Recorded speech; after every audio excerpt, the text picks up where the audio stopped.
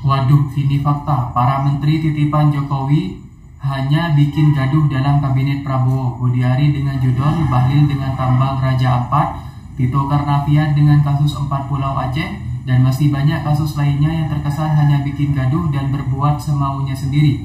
Bahkan Said Didu sebut Jokowi rubah undang-undang untuk jual NKRI. Dan untuk itu, dia dan kroninya harus tanggung jawab. Semoga Pak Prabowo tegas soal menteri-menteri yang hanya bisa bikin onar ini. Si koruptor, si maling, si bajingan itu begitu ke pengadilan lolos.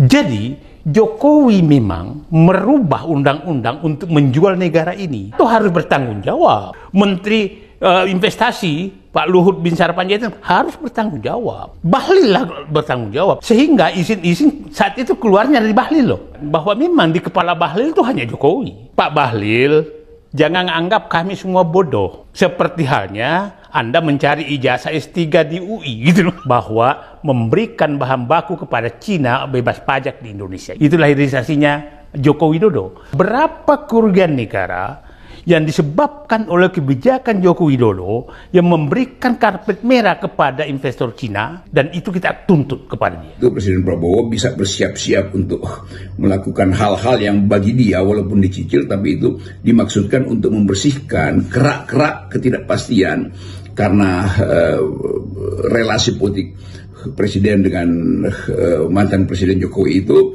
seolah-olah menghalangi cara kita untuk membayangkan masa depan Indonesia. Jadi Prabowo mengerti bahwa psikologi antara dia dan Jokowi itu tidak mungkin tidak mungkin mix dan berjangka panjang tuh, karena Barreskrim ternyata juga lagi sibuk dengan masalah korupsi. Nah, kita acungi jempol ya,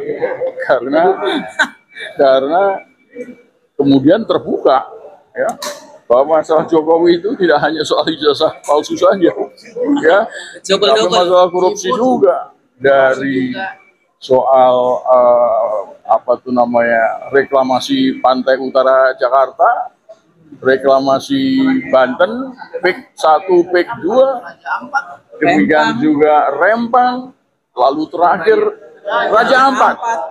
Ini harus dibongkar semua. Ya, iya, kasus-kasus yang terjadi di Indonesia, yang terjadi di eranya Jokowi dan terbongkar hari ini, itu bisa dengan mudah kita lihat siapa yang punya kepentingan di belakangnya, karena para pembelanya adalah orang-orang lama gitu. Dan 3 kasus ini bagi saya mirip gitu.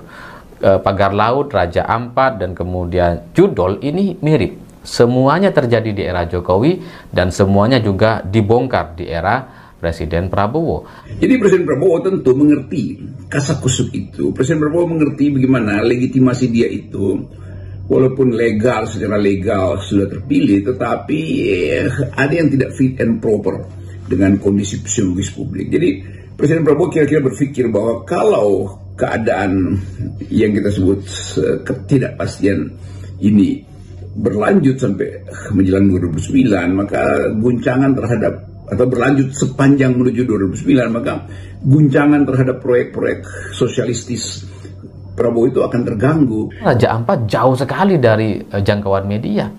Ini nih yang dekat sekali dengan pusat kekuasaan yang ada di Jakarta dan Bekasi. Judi online yang sudah meresahkan bertahun-tahun gitu ya.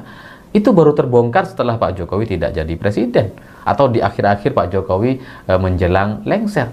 Jadi ya, kalau Raja Ampat sulit untuk dijangkau media, ini judi online yang mudah sekali untuk dijangkau, dekat dengan kekuasaan, dengan pusat kekuasaan, itu juga baru terendus setelah selesai Jokowi gitu.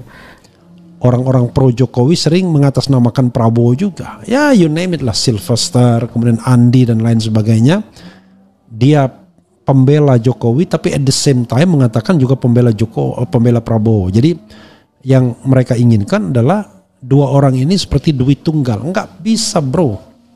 Ya, konstelasi politik akan berubah. Bapak Presiden Prabowo Subianto segera menyelesaikan ini, karena kami lihat bahwa Pak Jokowi kan lagi sakit tuh. Kami pengen ini cepat selesai, jangan sampai terjadi kenapa-napa dengan beliau. Apa yang dilakukan selama 10 10 tahun ini sehingga akhirnya 2/3 dari 3 orang Indonesia itu miskin. Artinya berapa tuh? Kira-kira 195 juta orang Indonesia di bawah garis kemiskinan.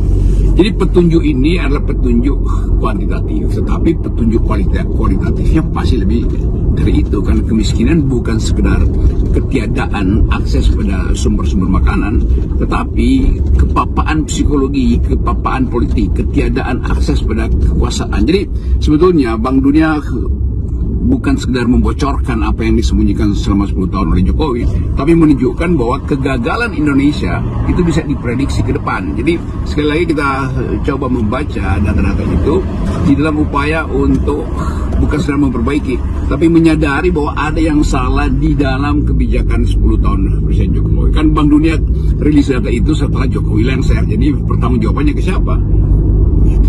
Kalau kita ngelihat dari kasus Raja Ampat hari ini, itu yang menyampaikan pembelaan kan rata-rata adalah menterinya di era Jokowi gitu, menteri-menteri lama gitu, dan itu juga sama seperti pagar laut juga sama yang menyampaikan pembelaan ya menteri di era Jokowi. Judi online juga sama gitu ya, itu adalah menteri-menteri di era Jokowi yang menyampaikan pembelaan, bukan menyampaikan pembelaan sih, diduga terlibat, makanya kemudian dia merasa ya, harus membela diri gitu.